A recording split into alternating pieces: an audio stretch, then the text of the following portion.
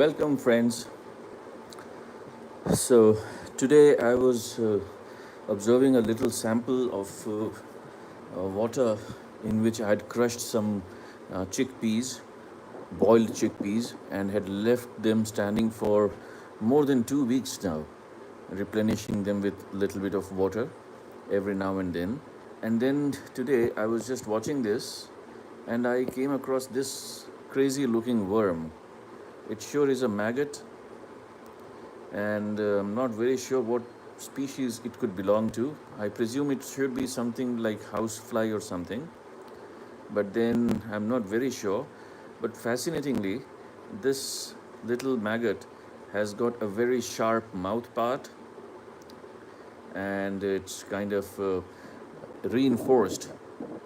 Then we have a very well defined pharyngeal region, followed by the alimentary system, and the alimentary system then gives way to the intestines and the other structures in the backside of the body, the posterior part of the body. You can see those peristalsis, and at the end we have this anal part. And fascinatingly, I found a few more things of interest, which I'll bring in focus now. They are probably eggs. I'll just scan to that. This is one. Then this is another shed part. There you see this. And then we have a few more. Here, one. This is majorly the eggs that I had come across. These are eggs, and they have a very unique architecture on them. I'll show you once we zoom on them. But before that, I'd like to reveal one very unique part of the slide. That is, there you see the face, the skull part, the head region's cuticular exoskeleton, which looks kind of pretty crazy. There you see it's a delicate structure, those designs so symmetric. And just above this, there is another larva, another one of the same. And this appears to be the lateral transection, fascinatingly. And given by the movement pattern of the previous one, I would presume, it would be safe to presume that this is the head region. This is the head region, and then we follow up this with the pharyngeal and other parts. So this is the head region. There are well-defined nerves. There is some flickering movement in the anterior tip part. Then the gizzard, the pharyngeal region, the stomach region, then followed this by the stomach, then the intestines, and ends in this caudal part. And we see this these two rows of lines running, very thick lines. These right from the end tip, there are two lines ladder-like running parallel to each other. I would say that these are the blood vessels, and they throw off projections in different parts also. And he's still showing some movements, like we see the beating of the heart. That is the entire blood vessel which is into chambers. There is a constant throbbing that we see. It is the blood circulation happening, and at times we see peristaltic movements in the intestines and the stomach region. And just above this, there was another egg. There you see this egg encapsulated in a shell. So there are quite a few eggs, and I think these are the eggs of Musca domestica, the housefly. And there were a few more eggs I'd like to scan through this. And mind it, it's on a very low magnification, that is just 4x of the objective and 10x of the eyepiece. These are the shells, eggs shells. And you see this beautiful designing over them, hexagonal patterns. These are some previously dead animals' remains. These are the legs, the leg part of some previous animals, and also some mouth parts. Uh, let's try to find that larva again that we had been looking, we had watched. Another egg here, another egg. If I try to bring that egg in focus, it's a very fascinating architecture on that. The body wall is in a hexagonal pattern, and we can see those things very prominently. Let me focus on that.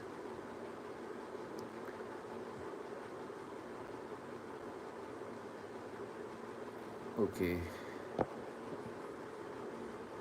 We need to focus a bit more, so we go for the highest resolution, higher resolution, not the highest, the higher resolution in this, and need to bring that in focus again. Okay, so here we see the egg. I'll increase some light. Okay, so we see the architecture of the egg here now. This is the egg, and that is the capsule. This is the capsule, and the capsule has kind of innervations on that, as if there are blood vessels running on it.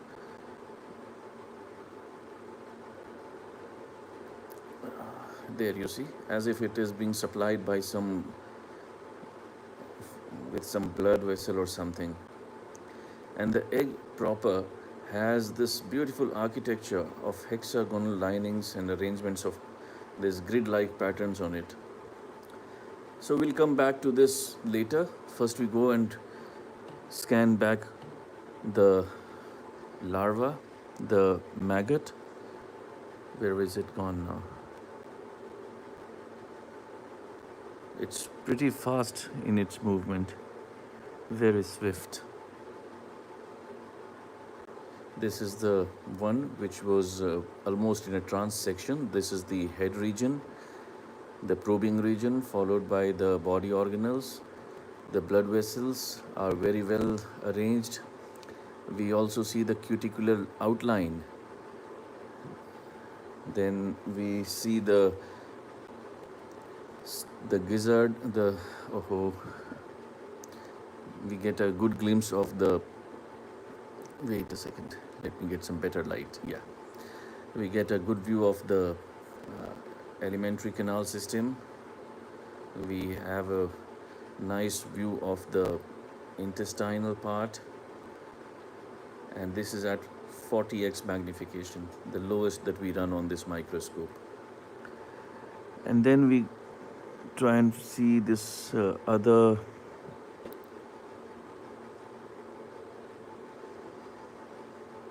okay, so this was the egg previously which I was trying to show, but you see this beautiful pattern, the hexagonal pattern on the shell. If we zoom it, it appears more prominently. So this is the inner egg shell. Outside was the capsule, and this is the shell from which the embryo emerged in the form of a maggot. And now one maggot we had seen was roaming all around this particular slide. I'm trying to find it again. It's so minuscule, it's very difficult. So we go back to a lower magnification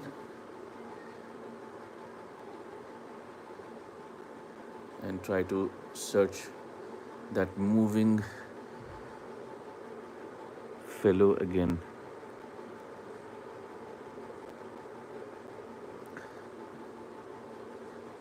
Yeah, here it is. There you see this movement in the body. Oh, beautiful.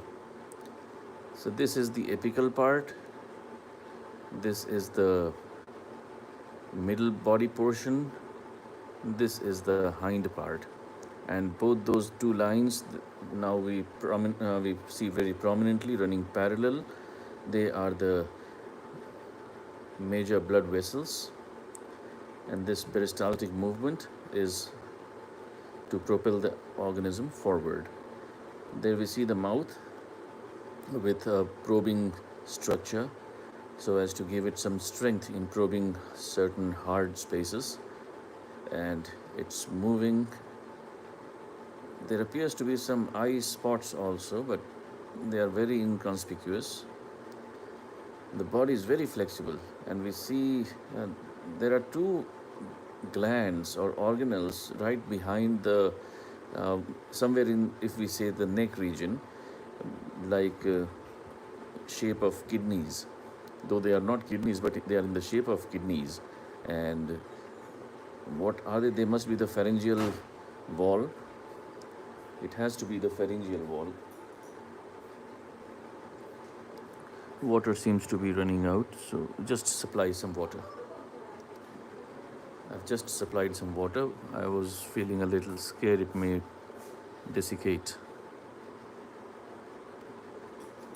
So now it's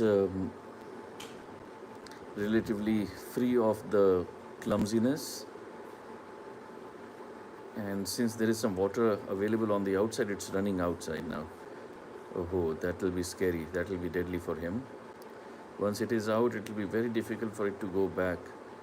Oh, this is a bad thing. Bad choice, my friend. Bad choice. So, in any case, he gives us a better view of its movement.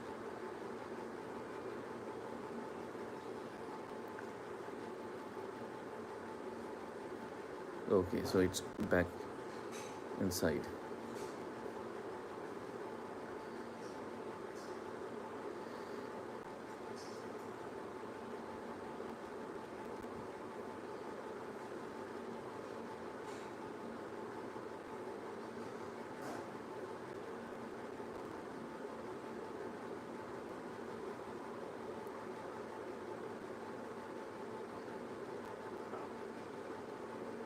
Uh, the movement is wriggling, and it's difficult to keep it in focus. It's pretty fast given its size and the surface that it has to propel through. It's a very confined space in which it is running out, so it's quite powerful. You see the way it is trying to probe through? Probably those two organelles, those spear-shaped structures in the interior part, they help it get pierce through certain hard parts, and maybe it helps them in sort of burrowing into flesh or their host or whatever substrate they have to spend their phase of life. So we see them, the anterior parts, strongly muscular, provided with certain special appendages to serve the purpose of probing. Then we have, okay, so it can move reverse as well, though this reversal speed is not that prominent or fast. Then the blood system is very well arranged throughout the body. It's like a very well vascularized organism. If we try to count the number of body segments, it will be a little difficult with this constant movement, but it's a very flexible young fellow. I believe it must be the maggot of a housefly. It is presently at the water-air interface and is feverishly seeking for something to probe into. The blood vessels pretty dark, then the intestines coiled up pretty well, and followed by the posterior body segments which contain the remaining sections of the alimentary canal, and finally there is this specialized specialization of the body in the form of a base.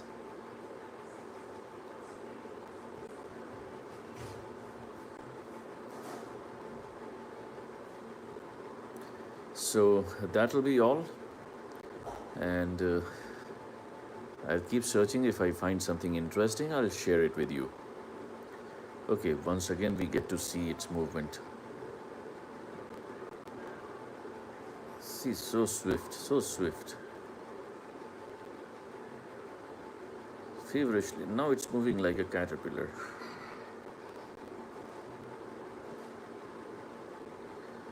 Oh, it's now outside the micro slides, sorry, the cover glass, and it's on the water film that is outside the cover slip, so it's in a very deadly zone because the space between the slide and the cover glass is very thin and it's able to move in. Probably this is because of the presence of those probing structures in the apical part, which are giving it this strength to probe into. But it's walking on a very delicate film. Now it's back inside the slide, I guess. So I think we'll end it here. It's on the cover glass now.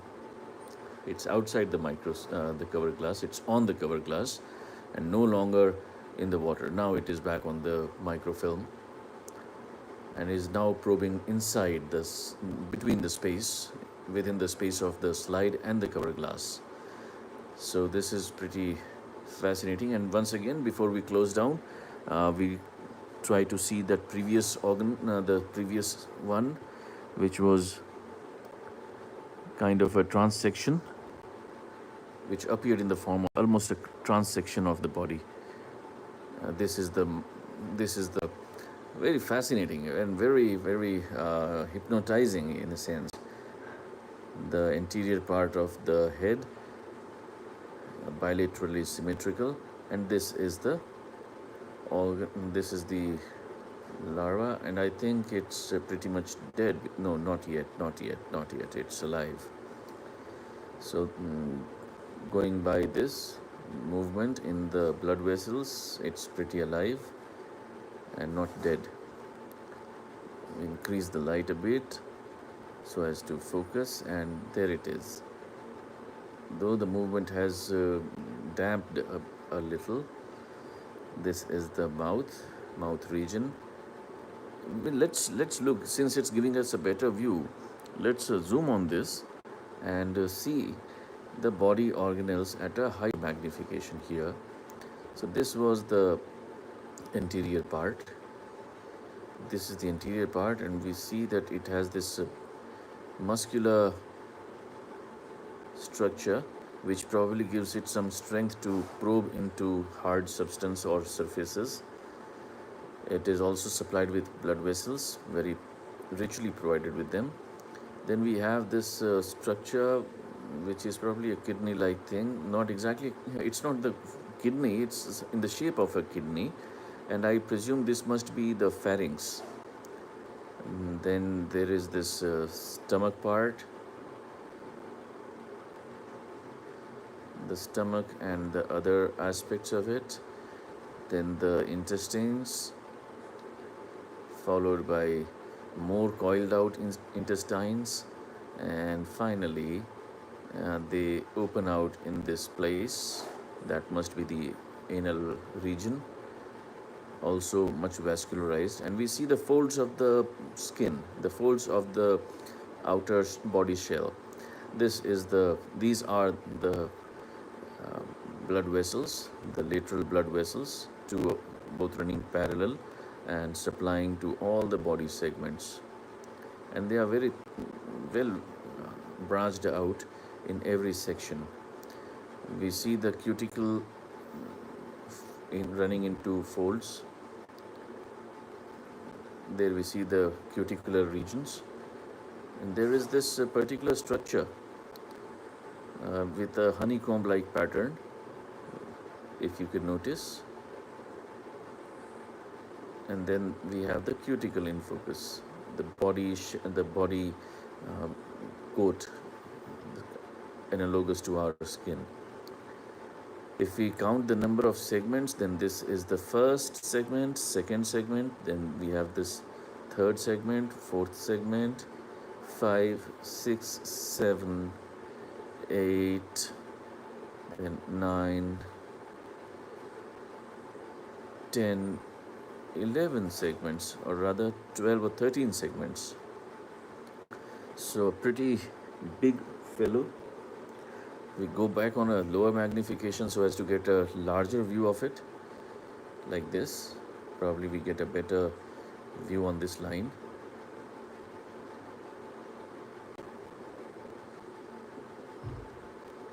So that will be all for the time being.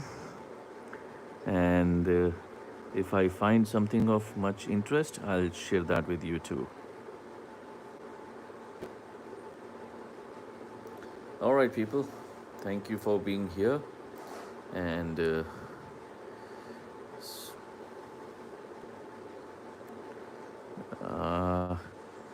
those eggs we have already seen. These are the remains of the previous individuals around. And I'll just bring another egg in focus here. You see the egg, well capsuled. It is quite safely preserved, given a very safe environment. There's a capsule on the outside, then there is this egg proper. There must be some sort of a fluid securing the egg from various harshness of the atmosphere. So there we shall end our view.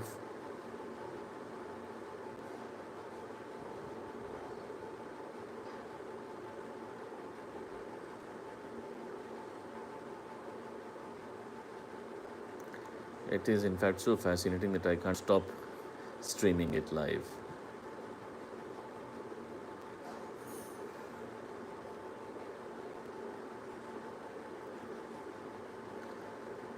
All right, all good times have to come to an end. So this is the end for us for today's